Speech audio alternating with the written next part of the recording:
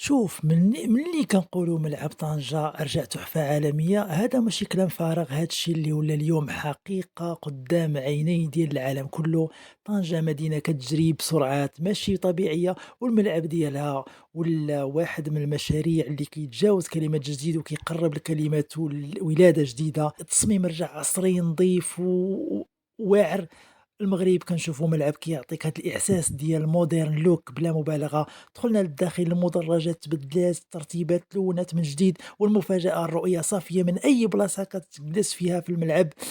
الملاعب بحال الملاعب الأوروبية، ولا عندنا هنا في طنجة عشب طبيعي هجين، تهيئة احترافية، نظام سقي كيخلي الأرضية تاخد نفس بحالها بحال ملاعب إنجلترا. ومن اليوم اللاعبين غادي يلمسوا الجودة اللي كانت غير حلم. إضاءة اللي كنشوفوا LED ديناميكي كيبدل اللون كيشعل بالإيقاع، والنتيجة ملعب كيحسّسك أنك في افتتاح بطولة كبيرة ماشي غير ماتش عادي. اليوم طنجة كتقول بكل ثقة المغرب جاهز، والملاعب ديالنا ولات قدام العالم ماشي موراه. ملعب طنجة تحفة ماشي غير تجديد، ماشي غير إصلاح، هاد الشي بداية جيل جديد من ملاعب المغرب.